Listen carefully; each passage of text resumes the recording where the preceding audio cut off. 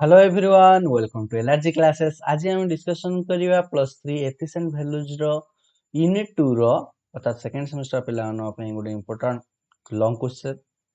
What is constitution? Discuss making up Indian constitution and its objectives. संविधान कौन? भारतीय संविधान रो प्रस्तुति एवं एहार लक्ष्य गुडी को वर्णना करो। तो आज এই क्वेश्चन गुडी को आलोचना करिया। ओके समस्त वीडियो लाइक करने सहित जो चैनल को सब्सक्राइब करना सब्सक्राइब कर दियो। स्टार्ट करिया। आधुनिक राज्यर मूल उद्देश्य होची यार लोकंक कल्याण। ओके आमे जानिछे वर्तमान जो आगरू समस्ते कोन जाउछले कि केवल विलास वेशन रहया पे राजा महाराजा मन जो शासन करथुले से समय समस्ते विलास वेशन रे रहया को चाहुतले, प्रजा मानक कथा बुझु नथुले। किंतु वर्तमान जो सब राज्य बा देश गुड़िक रही समस्ते चाहते कि कौन ना लोक मानकर कल्याण करने लोक मानकर सेवा करने। ओके तेणु से कौन कर लोक कल्याण करने प्रत्येक राज्य रे केतेक नियम अनुसार एक सरकार कार्य करने उचित।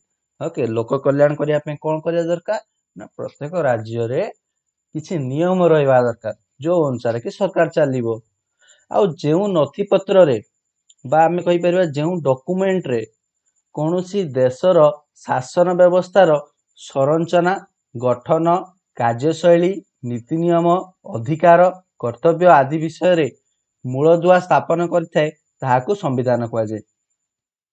ताहले संविधान कौन ना जेउ नथिपत्र बा डॉक्यूमेंट रे कोनोसी देशर किपरि शासन हबो। ओके तो शासन पूरापूरी स्ट्रक्चरटा थिबो, कार्यशैली को भली भाबे कार्य करा जीवो, जहाँ नीति नियम गुड़िक थिबो, लोक मानकू जो अधिकार जमती आमर मौलिक अधिकार दिया जायछि, पुणी कौन अछि किछि कर्तव्य मध्ये रहिछि संविधान आमर देश प्रति सेही सब गुड़िक सेही डॉक्यूमेंट गुड़िक लेखा आइथिबो। तो सेही जो डॉक्यूमेंट को आमे कहबा कौन संविधान बोली कहबा। तापर आसिला भारतर संविधान भारतर सर्वश्रेष्ठ आईन अटे। ओके भारतर संविधान कथा कहबा भारतर सर्वोच्च आईन सर्वश्रेष्ठ आईन अटे। ओके ताठू बड़ आईन किछि नै, संविधान जहाँ लिखाई सी है सबुठारु बड़ संविधान। यह संविधान प्रणयन सभा द्वारा 26 नवेम्बर 1949 रे प्रस्तुत होइतिला। जो आमर जो संविधान कह संविधान केबे प्रस्तुत होइतिला ना 26 नवेम्बर 1949 रे प्रस्तुत होइतिला। कहा द्वारा होइतिला ना संविधान प्रणयन सभा द्वारा होइतिला। आउ 26 जनवरी 1950 ठारू लागू होइतिला। ओके 26 नवेम्बर 1949 रे प्रस्तुत सदियो होइतिला किंतु याकू लागू कराइतिला 26 जनवरी 1950 रे।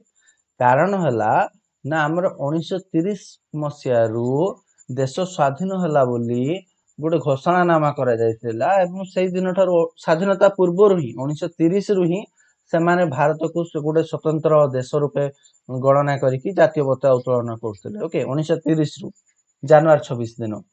तो सेही दिनटी को मने रखिया पई सेही दिनटी को स्वर्णाक्षर रे लेखिया पई कोन करा गला ना आउ 2 मास अपेक्षा करिकी 26 जनवरी 1950 रु ही कोन करा गला ना हमर संविधान को प्रणीत कराइतिला।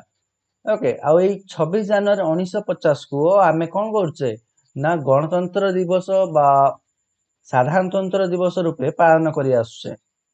एवं ये जो 26 नवेम्बर 1949 को ओके 26 नवेम्बर 1949 को कौन कराई ना संविधान ओके संविधान दिवस रूपे पालन करा 2015 ठारू 26 नवेम्बर 1949 को संविधान दिवस रूपे आम देश रे पालन करा जाउछि। भीमराव आंबेडकर जहाँ कि शॉर्टकट रे आमे कहूचे कोन BR आंबेडकर। ओके भीमराव आंबेडकर तांकू भारत संविधान रो प्रधान वास्तुकार बोली कहा जाय, अर्थात जे कि संविधान गठन रे मुख्य भूमिका ग्रहण करथिले हला तेणु तांकू प्रधान वास्तुकार बोली कहा जाय। तांको नाम हला भीमराव आंबेडकर। भारतर संविधान समस्त गणतांत्रिक देश मानक मध्यरु सबुठारु लंबा और लिखित संविधान, अर्थात जेतिकी भी गणतांत्रिक देश मान जो संविधान गुड़िक प्रणीत करिसेंती वर्तमान समय रे सेथि मध्यरु सबुठारु लंबा और लिखित संविधान। ओके बहुत गुड़िक देश अच्छे जोटा कि सेमती गोटे निर्दिष्ट गोटे बही आकार प्रकाश कराइनी लिखित रूपे नहीं है किंतु आम भारतर संविधान गोटे लिखित संविधान एवं सबुठारु बड़ बा लंबा संविधान। भारत संविधान केतेक आदर्श और मूल्यविधि रे प्रस्तुत करा जायछि। ओके से आदर्श मूल्यबोध गुड़ी पछे डिस्कशन करिवा। भारतीय संविधान प्रस्तुति एवं यार लक्ष्य। भारत रे संविधान गठन पाई कैबिनेट मिशन योजना अनुसार 1946 मसीहा रे भारत रे संविधान प्रणयन सभा गठन कराइतिला। तो भारत रे संविधान प्रणयन सभा केबे गठन कराइतिला ना 1946 मसीहा रे करा जाइतिला। ओके ये तो हम ऑलरेडी देखिले 1946 रे संविधान प्रणयन सभा गठन कराइतिला जो मानकर कार्य थिला कि संविधान को प्रस्तुत करिवा। किंतु कौन होला ना 3 जून 1947 रे 3 जून 1947 रे जेतेबेले माउंटबेटन जे कि भाई माउंटबेटन कौन कले ना भारत और पाकिस्तान विभाजन रो घोषणानामा कर देले। ओके तो बर्तमान भारत और पाकिस्तान जो कौन थिला मिसिकी थिला 1946 समय रे तेणु ए जो संविधान प्रणयन सभा रे मध्य बहु जन मेंबर थिले कौन थिले उभय भारत और पाकिस्तान सपोर्टर लोक थिले ना। किंतु जेतेबेले 1947 रे माउंटबेटन भाग कर देले तापरे जो माने कि पाकिस्तान पटे रहिया पे इच्छुक थिले सेमाने कोन कले सेमाने गोटे अलगा सभा संविधान संविधान अलगा सभा गठन कले आ भारत रे जो माने रहिए बोली कहले सेमाने भारत गोटे अलगा संविधान गठन कले अलगा संविधान प्रणयन सभा गठन कले।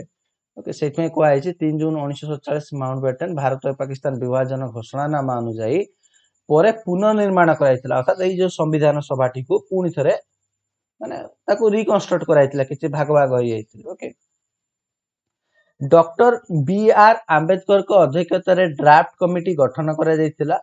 संविधान लेखिबा पई 166 दिन तथा 2 वर्ष 11 मास 18 दिन समय लागितिला। 2 वर्ष 11 मास 18 दिन समय लागितिला सेति मध्यरु 166 दिन कार्य कराइतिला आ एथिरे 11 थर बैठक बसतिला। ए जो टोटल संविधान गठन करिया पई 11 थर बैठक बसतिला। ओके 11टा सेजन रे कंप्लीट कराइतिला। दीर्घ दिन धरिकी देखि पड़तो बहुत दिन धरिकी कोन करायला वितर्क करायला तर्क वितर्क करायला आलोचना करबा परे देखि 26 नवेम्बर 1949 रे संविधान सभा द्वारा भारतर संविधान सर्वसम्मति क्रमे ग्रहण करा जायतिला आ जनवरी 26 1950 रु एही संविधान कार्यकारी होइतिला।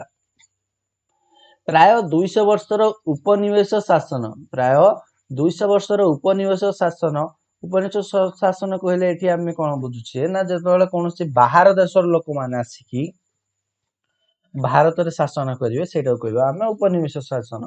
ओके तमान मधरे प्रश्न उठुतबो कि जेतबेले इंग्रेज मान को पूर्व मोगल माने शासन करथिले जो माने ईरान इराक सेपट आडू आस्थिले तुर्क एपट आडू आस्थिले तो से माने मध्य तो विदेशी थिले किंतु सेयाकू आमे उपनिवेश शासन काहेकी कहबानी ना कारण हला से माने बाहर रूल करनथिले। ओके ईरान बा इराक आसिकी आम देश रे रूल करनथला बरम कोन ना से मुगल माने आसिकी पूरी एठी ही बसी जाइथिले। ओके एठी ही पूरा पूरी रही जाइथिले एठीकार बासिंदा होई जाइथिले तेनो सेटा को आमे उपनिवेश शासन बोली कहबा ना।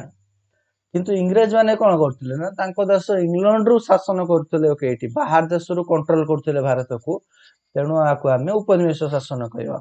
तो ये जो दीर्घ दिन उपनिवेश शासन पुणी विदेशी शासन विरुद्ध रे पूरा पूरी जातीय आंदोलन प्राय दीर्घ सिपाही विद्रोह 1857 रु पूरा पूरी 1947 प्राय 90 वर्ष धरिकी पूरा पूरी जातीय आंदोलन होइतिला।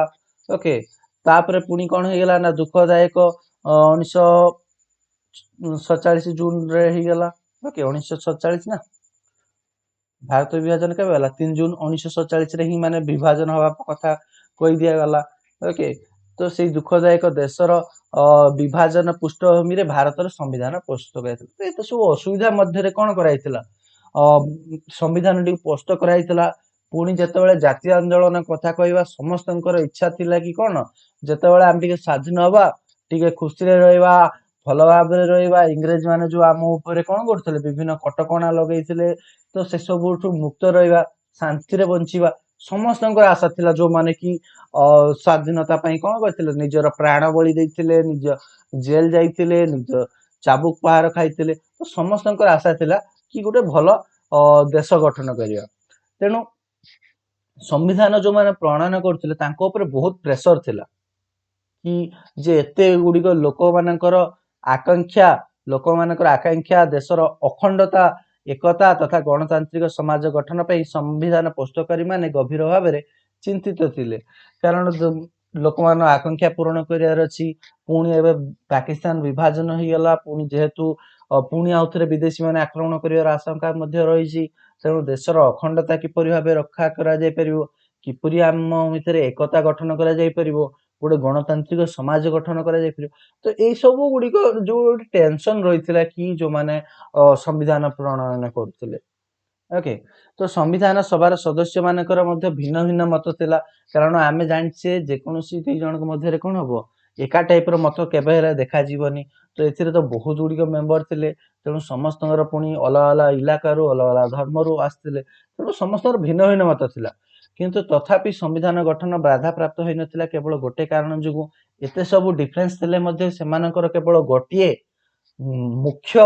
लक्ष्य थिला कौन ना संविधान भारत को गोटे कौन देवे ना संविधान प्रदान करेंगे जोटा कि देशर लोक मानकर आशा पूरण करिवो एटा समस्त लक्ष्य थिला तेणु जेते सब डिफरेन्स थिले मतरे एटा केबे हेले अटकी नथिला संविधान प्रणीत होइथिला डिसेंबर 17 1946 रे जवाहरलाल नेहरूंकर ऑब्जेक्टिव रिजोल्यूशन ओके जवाहरलाल नेहरूंकर ऑब्जेक्टिव रिजोल्यूशन आस्थिला केबे आस्थिला ना डिसेंबर 17 1946 रे आस्थिला अच्छा ऑब्जेक्टिव रिजोल्यूशन कोन ना जो कि संविधान किपरि भाबे प्रस्तुत हेबा उचित से सब लिखा होइतिला जोटा कि आस्थिला केबे डिसेंबर 17 1946 रे किंतु संविधान सभा द्वारा ग्रहण केबे कराइतिला ना जनवरी 22 1947 रे ग्रहण करा जाइतिला तापरे डॉक्टर आंबेडकर को ओके भीमराव आंबेडकर को अध्यक्षता रे गोटे ड्राफ्ट कमिटी गठन कराइतिला ओके तो संविधान प्रणयन पाई गोटे ड्राफ्ट कमिटी गठन कराइतिला केबे कराइतिला अच्छा कहा अध्यक्षता रे कराइतिला डॉक्टर आंबेडकर को अधिकार अध्यक्षता रे ओके संविधान प्रणयन सभा द्वारा गठन कराइतिला आ डॉक्टर राजेंद्र प्रसाद एठी देखो दुईटा सभा आसिला गोटे हला ड्राफ्ट कमिटी आ गोटे हला संविधान सभार हेड थिले राजेंद्र प्रसाद डॉक्टर राजेंद्र प्रसाद संविधान सभार हेड थिले ओके संविधान प्रणयन सभार सभापति थिले ड्राफ्ट कमिटी रो समस्त सदस्य ओके ड्राफ्ट कमिटी रो समस्त सदस्य पुनी संविधान प्रणयन सभार समस्त सदस्य संविधान प्रत्येक आईन को आलोचना करी अंतिम शब्द लेखा हवा पर्यंत सहयोग करते संविधान पूरापूरी आरंभ रु लास्ट पर्यंत पूरापूरी लास्ट अक्षर लेखा हला पर्यंत ड्राफ्ट कमिटी सदस्य माने हुंतु संविधान प्रणयन सभा सदस्य हुंतु से माने पूरापूरी सहयोग करते से माने प्रत्येक क्लॉज को प्रत्येक धारा को प्रत्येक आईन को ओके संविधान प्रत्येक लाइन को से माने पूरापूरी कौन करते डिस्कशन करते पूरापूरी तर्क वितर्क करिकी शेष रे पूरापूरी कौन होइतिले गोटे फाइनल निष्पत्ति परिणत होइतिले जोटा कि संविधान रे लेखा होइतिला तो बहुत परिश्रम करछन्ते आम मान पई ऑब्जेक्टिव रिजोल्यूशन आम संविधान रो निर्माता आत्मा को प्रतिफलित करते ओके से जो ऑब्जेक्टिव रिजोल्यूशन हला संविधान निर्माता आत्मा को प्रतिफलित करता सेही ऊपर ही पूरापूरी लेखा जाइछि ना तो सेही जो ऑब्जेक्टिव रिजोल्यूशन रे जो आदर्श गुडी थिला से सब कोथरे प्रतिफलित होला ना हमर जो संविधान रो जो मुखबंध रही प्रिएम्बल रही तो सेइथिरे प्रतिफलित होइछि आ भारत रो मुखबंध प्रकाश करे जे भारत एक स्वाधीन सार्वभौम राष्ट्र अच्छा मुखबंध को आमे या पर क्लास रे आमे डिस्कशन करिया पूरा डिटेल रे मुखबंध रे कोन लेखा आइछि आम प्रिएम्बल रे कोन अछि हला तो एबे वर्तमान आमे खाली देखियो जे भारत एक स्वाधीन एवं सार्वभौम राष्ट्र भारत एक गणतांत्रिक साधारणतंत्र राष्ट्र ए सब कथा कोते लेखा आइछि हमर मुखबंध रे लेखा आइछि एठारे समस्त न्याय समता मैत्री मिलिवा सह भारत रे एकता अखंडता संहति प्रतिष्ठा हेबो भारत रे समाजवाद एवं धर्मनिरपेक्षता अवलंबन करा जीवो ओके आम देशर संविधान ए सब मौलिक मूल्यबोध दर्शन एवं उद्देश्य को प्रतिफलित करे जहाँ आमर संविधान निर्माता अत्यंत प्रिय थिला कि आम संविधान जोटे बहुत पसंद करते जो ऑब्जेक्टिव जो ଲେଖା ଯାଇଛି ଏଇ ଯୋଉ ଦର୍ଶନ ଆଦର୍ଶ ଗୁଡିକ ରହିଛି ତ ସେ ସବୁ ଆମର ଏଇ ମୁଖବନ୍ଧରେ ମଧ୍ୟ ଲେଖା ଯାଇଛି। ଭାରତୀୟ ସମ୍ବିଧାନ ଦେଶର ଏକତା ଓ ସଂହତିପୂର୍ଣ୍ଣ ବାତାବରଣ ମାଧ୍ୟମରେ ଭାରତର ସର୍ବାଙ୍ଗୀନ ଉନ୍ନତି ନିମନ୍ତେ ଉଦ୍ଦିଷ୍ଟ। ଓକେ, ସଂହତିପୂର୍ଣ୍ଣ ବାତାବରଣ ମାଧ୍ୟମରେ ଭାରତର ସର୍ବାଙ୍ଗୀନ ଉନ୍ନତି ନିମନ୍ତେ ଉଦ୍ଦିଷ୍ଟ। ତେଣୁ ଭାରତ ବର୍ଷରେ ସବୁ ଜାତି ଧର୍ମ ବର୍ଣ୍ଣ ନିର୍ବିଶେଷରେ କୁମାରୀ ହିମାଳୟ ଯାଏଁ ପ୍ରତ୍ୟେକ ନାଗରିକଙ୍କୁ ସମ୍ବିଧାନ ସମାନ ଅଧିକାର ପ୍ରଦାନ କରିଛି। କୁମାରୀ ମାନେ ତଳୁ ପୁରା କନ୍ୟାକୁମାରୀରୁ ହିମାଳୟ ପର୍ଯ୍ୟନ୍ତ ପୁରାପୁରି ଭାରତରେ ଓକେ ସମସ୍ତଙ୍କୁ ପ୍ରତ୍ୟେକ ନାଗରିକ କଣ କହିଛି ସମ୍ବିଧାନ ସମାନ ଅଧିକାର ପ୍ରଦାନ କରିଛି। ଇଏ ଥିଲା କ୍ୱେଶ୍ଚନ। ୟାକୁ ଭଲ ଭାବରେ ତମେ ନୋଟ୍ ଲେଖିକି ମୁଖସ୍ଥ କରିପାରିବ। ଓକେ, ପରୀକ୍ଷା ପାଇଁ ବହୁତ ବହୁତ ଇମ୍ପୋର୍ଟାଣ୍ଟ ରହିବ। ସମସ୍ତେ ଭିଡ଼ିଓଟିକୁ ଲାଇକ୍ କରିବା ସହିତ ତମ ସାଙ୍ଗମାନଙ୍କୁ ମଧ୍ୟ ସେୟାର କର। ଆଉ ଯଦି ସବସ୍କ୍ରାଇବ୍ କରିନ ସବସ୍କ୍ରାଇବ୍ କରିଦିଅ। ଆଉ ଆମର ଟେଲିଗ୍ରାମ ଗ୍ରୁପରେ ମଧ୍ୟ ଜଏନ୍ ହେଇଯାଅ। ସମସ୍ତେ କ୍ଲାସର ନୋଟିଫିକେସନ ଆସିପାରିବ। ତମେ ସବୁ ବିଭିନ୍ନ PDF କଥା କହିବା କିମ୍ବା ତମ କ୍ଲାସ ଟାଇମ ବିଷୟରେ ମଧ୍ୟ ଜାଣିପାରିବ। ଟେଲିଗ୍ରାମ ଆପ୍ରେ ଯାଇକି LRG କ୍ଲାसेस ସର୍ଚ୍ଚ କରିବ। ତାପରେ ସେଥିରେ LRG କ୍ଲାसेस କଲେଜ ନାମକ LRG କ୍ଲାसेस ଫର କଲେଜ ଷ୍ଟୁଡେଣ୍ଟ ଯୋଉ ଅଛି ସେଇ ଗ୍ରୁପଟାରେ ଜଏନ୍ ହେଇଯାଅ। ତା ଲିଙ୍କ ମଧ୍ୟ ଡେସ୍କ୍ରିପସନରେ ଦେଇଦେବି, ତାକୁ କ୍ଲିକ୍ କରିକି ମଧ୍ୟ ଡାଇରେକ୍ଟଲି ଯାଇପାରିବ। Thank you.